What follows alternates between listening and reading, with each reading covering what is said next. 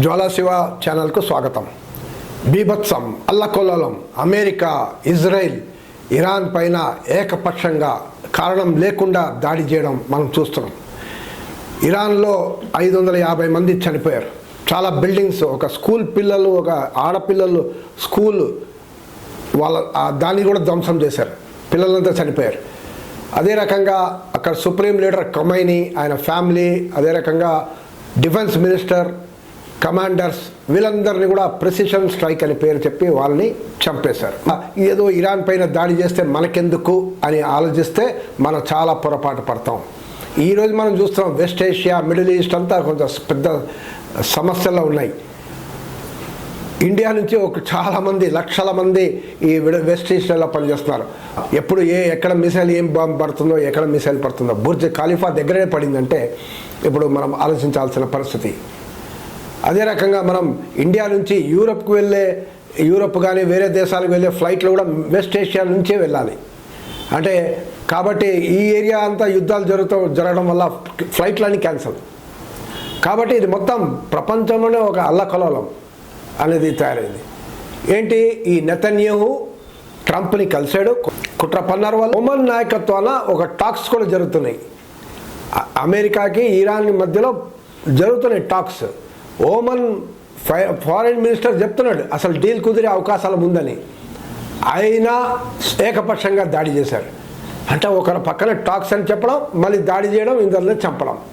ఇది ప్రపంచంలోనే ఈ రూల్స్ ఉందా, అసలు రూల్స్ బేస్డ్ ఆర్డర్ ఉందా, ఇష్టారాజ్యమా, అమెరికా రౌడీసమా, గుండాగిరి, దాదాగిరియా అనేది క్లియర్గా కనపడుతుంది. ఏమంటే ఇరాన్లో రిజైమ్ చేంజ్ చేయాలి, అంటే ఖొమైనీని చంపాలి, అదే రకంగా అడ్మినిస్ట్రేషన్ మార్చాలి, కొత్త వాళ్ళని పవర్లో తీసుకురావాలి, వాళ్ళ అనుకూలం వాళ్ళని పవర్లో తీసుకురావాలి అని చెప్తున్నారు. ఇరాన్ దగ్గర న్యూక్లియర్ పవర్ ఉంది, ఆ న్యూక్లియర్ ఇక్కడ ఎన్రిచ్మెంట్ చేస్తున్నారు, దాన్ని కూడా ధ్వంసం చేయాలి. అది ఎన్రిచ్మెంట్ అయితే చాలా కష్టం అని అంటున్నారు. ఇది కానీ మనం చూస్తే గతంలో ఇరాక్ పైన దాడి చేశారు, లిబియా పైన దాడి చేశారు, సిరియా పైన దాడి చేసి అలాంటి వాళ్ళ అధ్యక్షులందరినీ చంపేయడం జరిగింది. మరి వాళ్ళ దగ్గర న్యూక్లియర్ పవర్ లేదు కదా, మరి వాళ్ళపైన ఎందుకు చేశారు అంటే ప్రధానమైన కారణం ఈ ఏరియా మిడిల్ ఈస్ట్ రీజియన్లో వెస్ట్ ఏషియాని కంట్రోల్ చేయడం చాలా ఇంపార్టెంట్ ప్లేస్. ఆయిల్ అవన్నీ ఉండడం వల్ల దీన్ని కంట్రోల్ అనేది చాలా ఇంపార్టెంట్. సో కంట్రోల్ చేయాలంటే ఎవరో అడ్డంగా ఉన్నాడు. ఎవరు? Iran is thorn in the flesh, ముళ్ళులాగా నిలబడింది. కాబట్టి ఇరాన్ని ఖతం చేస్తే ఫ్రీగా మనం దోచుకోవచ్చు అనేది అమెరికా వాళ్ళ కుట్ర. నెతన్యాహు వాళ్ళ కుట్ర కూడా ఆ రకంగా ప్యాలెస్టైన్ సబ్జెక్టే లేకుండా చేయడం, ప్యాలెస్టైన్ని కూడా సర్వనాశనం చేయడం అనేది వాళ్ళ ప్లాన్. ఇప్పుడు మనం చూస్తుంటే అపోజిషన్ టు వార్ ఉంది. ఇజ్రాయిల్లో కూడా యుద్ధానికి వ్యతిరేకంగా నిరసనలు జరుగుతున్నాయి, అమెరికాలో పెద్ద ఎత్తున జరుగుతున్నాయి. మరి ఇంత మాట్లాడుతున్నారు, నార్త్ కొరియా మీద అమెరికా ఎందుకు దాడి చేయట్లేదు? దాడి చేస్తే నార్త్ కొరియా ఖబర్దార్, అమెరికానే నాశనం చేస్తా అని చెప్తున్నాడు. అంటే కాబట్టి అలాంటి దేశాలపైన అటాక్ చేయట్లేదు అమెరికా. ఇజ్రాయిల్ దగ్గర అణుబాంబులు ఉన్నాయి, అణు ఆయుధాలు, అది చెప్పట్లేదు, సీక్రెట్గా సమకూర్చింది. దానికి అమెరికా తోడింది. ప్రపంచ యూరప్ దేశాలు, వీళ్ళంతా సామ్రాజ్య దేశాలంతా ఇజ్రాయిల్ సపోర్ట్. మరి ఇప్పుడు IAEA, international atomic energy association ఒక వార్నింగ్ ఇచ్చింది. ఇజ్రాయిల్లో ఉన్న అణు ఆయుధాల కర్మాగారాల పైన పడితే, రేడియేషన్ వస్తే అది ప్రపంచానికే నష్టం అనేది ఓ వార్నింగ్ అనేది ఇవ్వడం జరిగింది. ఇప్పుడు ఇరాన్ కూడా ఏం చేస్తుంది, అమెరికా బేసెస్ ఎక్కడెక్కడ ఉన్నాయో అక్కడ మిసైల్ కొడుతున్నాయి. న్యాచురల్గా కొట్టాలి కూడా. ఇప్పుడు నేను కువైట్ నుంచి నేను బేస్ని ఉపయోగించుకొని నేను ఇరాన్ పైన దాడి చేస్తే అమెరికా, మరి వీడు డెఫినెట్గా కువైట్లో ఉన్న అమెరికా బేస్ మీద దాడి చేస్తాడు, సౌదీ అరేబియా, ఖతర్ మీద దాడి చేస్తాడు, UAE అమెరికా బేస్ మీద దాడి చేస్తాడు. దాడి చేసినప్పుడు ఇటు అటు కూడా జరుగుతుంది, బుర్జ్ ఖలీఫా మీద కూడా పడుతుంది. కానీ ఆ దేశాలంతా జాగ్రత్త పడాలి, అసలు యుద్ధాన్ని ఆపండి అని చెప్పాలి. వాళ్ళు చెప్పట్లేదు, వాళ్ళు అమెరికా తొత్తు చెంచాగిరియా చేస్తున్నారు. ఇది సో రూల్స్ లేదు. ఇది మనం చూస్తున్నాం, వెనిజులా ప్రధాన అధ్యక్షుడు మదురోని కిడ్నాప్ చేసి ఏకంగా తీసుకొచ్చాడు. అంటే ఏమైనా రూల్స్ ఉందా? వేరే దేశం ఒక అధ్యక్షుడిని కిడ్నాప్ చేసి తీసుకురావడం, ఇక్కడ వేరే దేశం ఒక నాయకుడిని డైరెక్ట్గా చంపేయడం, వరల్డ్ పైన ప్రెషర్ పడుతుంది.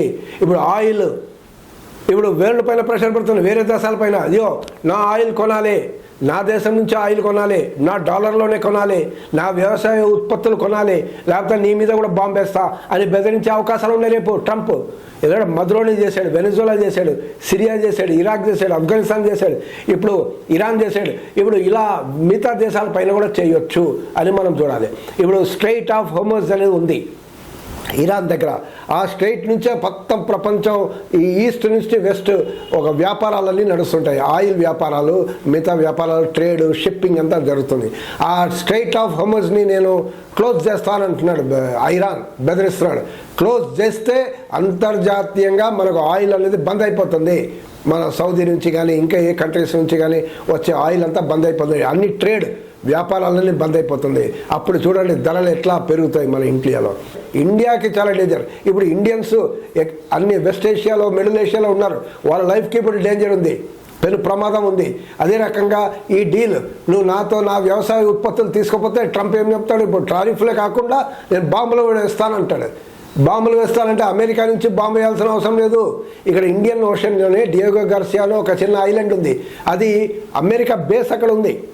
అమెరికా బేస్ అమెరికాలోనే కాదు, వాళ్ళు ప్రపంచవ్యాప్తంగా చాలా దేశాల్లో వాళ్ళ నేవల్ బేస్, ఎయిర్ ఫోర్స్ బేస్లు ఉన్నాయి. అక్కడి నుంచి లాంచ్ చేసి రాకెట్లు, మిసైల్ లాంచ్ చేసి ఏ దేశం పైన దాడి చేయాలి. ఇండియన్స్ పైన డెఫినెట్గా ఎఫెక్ట్ అవుతుంది ఈ వారు.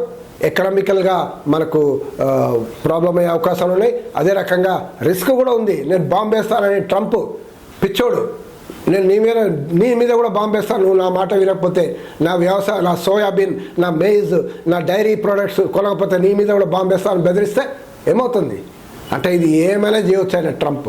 కాబట్టి ట్రంప్ ఆ నెతన్యాహు పైన ప్రపంచమంతా గలమెత్తి వ్యతిరేకించాల్సిన అవసరం ఉన్నది.